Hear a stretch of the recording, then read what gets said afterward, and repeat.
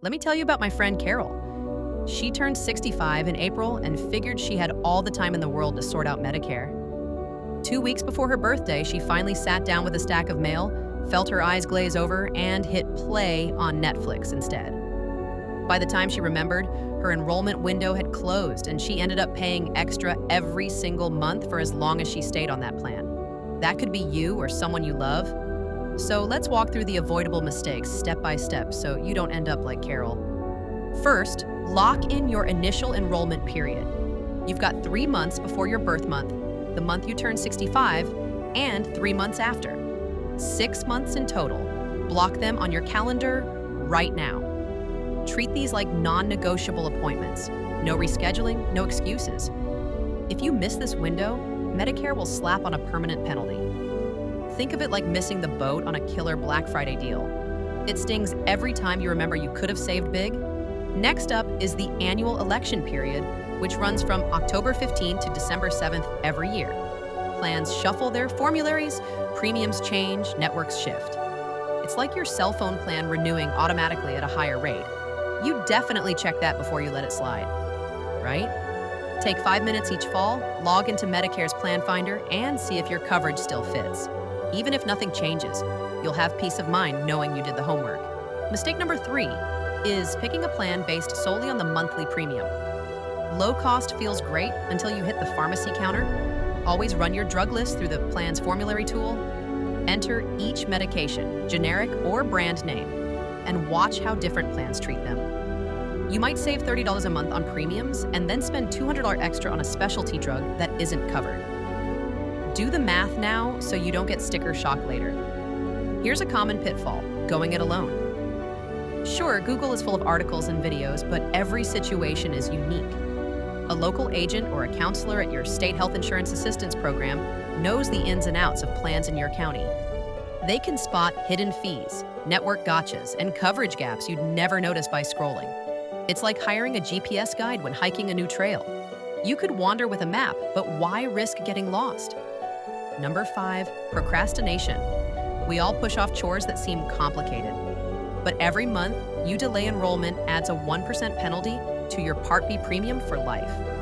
That sounds small until you realize it compounds. It's like a late fee on your utility bill that never goes away. So choose a day this week. Set a phone alarm, tie it to your coffee break. Just make that enrollment appointment before you forget again.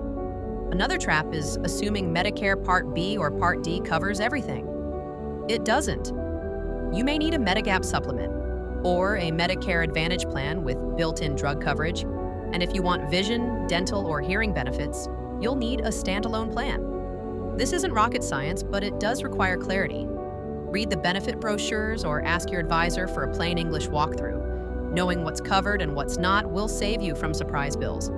If you're still on employer insurance when you turn 65, you'll need to file a form with Social Security to delay Part B without penalty.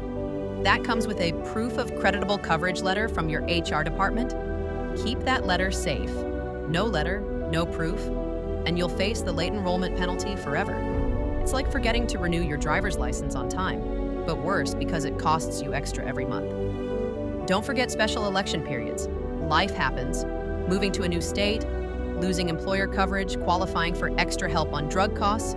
These events open windows to switch or drop plans outside the usual dates.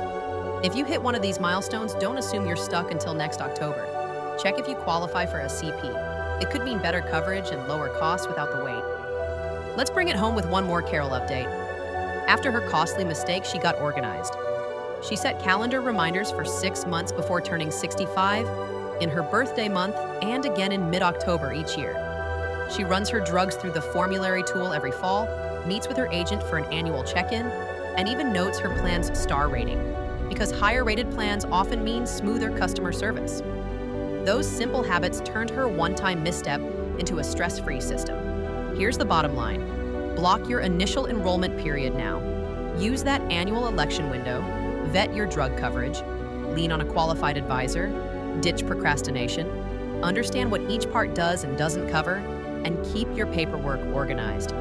With a bit of planning, you'll avoid late penalties, surprise out-of-pocket costs, and emergency scrambling.